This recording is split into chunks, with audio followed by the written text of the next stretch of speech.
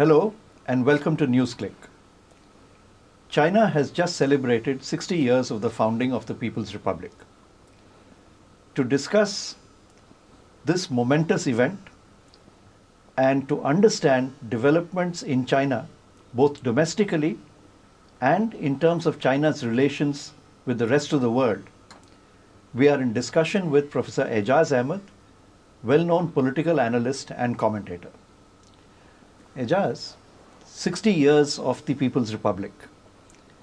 China has obviously made great strides as a nation. Did we witness a celebration of 60 years of the People's Republic of China or 60 years of socialism in the country? Well, I regard China as a non-capitalist market economy. I do not regard China any longer as a socialist country. I believe that so long as land is not private property, I would still not call it a fully capitalist country. But I think what you are asking is a very good question. I think there have been two different periods in Chinese development since the founding of the Republic. First, you had a period of good 35, 40 years of very brisk building of the socialist base and the foundation of the Chinese economy and society, of which the second phase, I believe, has been a great beneficiary. That is to say, when the Deng reform, so-called, when the market economy starts getting introduced in China after 1978, which is also now almost 30 years. So, in fact, the 60 years can be divided virtually half and half. Right. My contention is that part of the reason why China was able to make such a spectacular progress over the last 30 years, of a kind that is completely unprecedented in human history in terms of pure rates of growth, it's because of the foundation that was built during the revolutionary period. Right. During the revolutionary period, an enormous sort of popular base of an educated, healthy, devoted, disciplined workforce came into being in China on a scale that is unprecedented in human history, as a matter of fact. And it is that base which has given China the opportunity to make the transition over the last 20 or 30 years of the kind that it has made. Now, having reached the level they are, and we could see the pride both in the Chinese leadership and in the Chinese people that we saw in interviews on the international media of China as a great nation, joining the Committee of Nations in the world. There was a great deal of pride in the achievements of the nation and the upliftment that has actually taken place in the people. But you would remember that at the previous Congress, the Party Congress in China, there was a great deal of concern expressed at what was seen as the growing disparities in income levels, in quality of life, particularly between urban and rural China. So at the end of this 60-year period, are we going to witness another cycle of social transformation in China? There are two or three different things, Raghu, I would say. One is that there is in China an enormous sense of resurgence of China after Western domination. What I am pointing out at is that until almost the middle of the 19th century, certainly by the early 19th century, China was still was still one of the major economies of the world. Sure. And a decline of China begins through the 19th century and the first half of the 20th. So one sense in China, which is shared by everybody, is a sense of a national resurgence. Right. So that's across the board. The second point that I would like to make is that with all of this spectacular growth, China is still a very poor country. Yeah.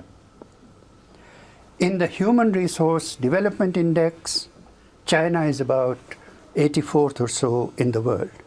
So it's not even a very egalitarian country. Quite.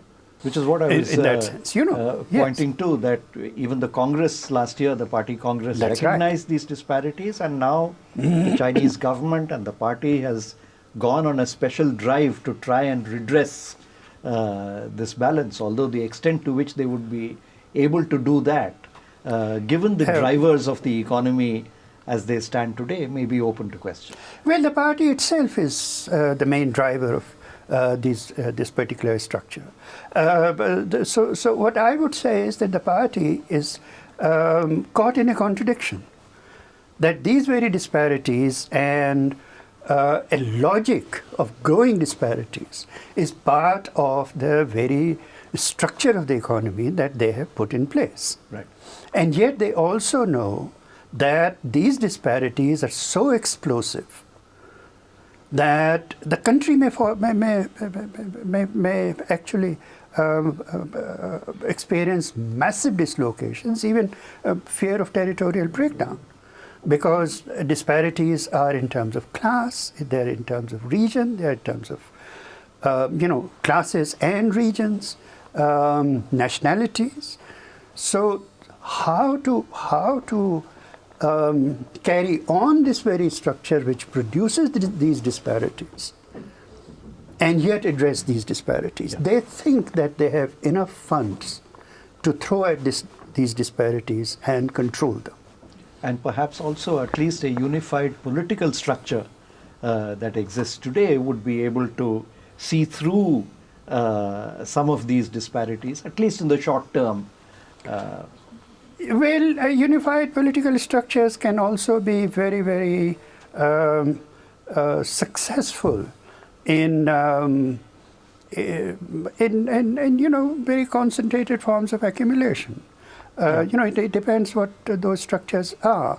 And I don't believe that the Chinese party really is now a party that is committed to socialist egalitarianism, even conceptually. But there's something else I want to bring in here, Raghu, which is never talked about, which is that, in my view, the kind of rates of growth China is sustaining and the very model of development that it is pursuing is, I believe, unsustainable. You see, ecologically, China is not very well endowed. No. Its endowment is actually about five times as bad as that of the United States, and therefore China cannot maintain this rate of growth through its own resources. Let me read to you an excerpt from the speech of President Hu at the 60th anniversary celebrations, where he says that the development and progress achieved in the 60 years of the new China has fully shown that only socialism can save China, and that only reform and opening can lead to the development of China, of socialism, and of Marxism. Comment. Marxism is the official language of the Chinese party. All arguments within the party are made in the language of Marxism. You cannot, speak a language other than that in official China. So what President Hu means by Marxism and what I mean by Marxism may not be at all the same thing. Likewise, the socialism. What I call a non-capitalist market economy is what they call socialism. Socialism with Chinese characteristics. With Chinese characteristics. I think the great question in China today, for me, fascinating one, is not that whether or not socialism will come back. I think the socialist forces in China are actually very weak, organized socialist forces. The only question for me is that is it possible to build and keep reproducing a market economy which is not, in the classical sense, a capitalist economy? Thank you. I think we've explored a lot of ground. We've raised a lot of questions. And clearly, we've not providing any answers today, but I think we've thrown up some interesting angles for us to discuss. Please do watch the second part of this interview, where we will be discussing 60 years of the PRC in relation to the outside world.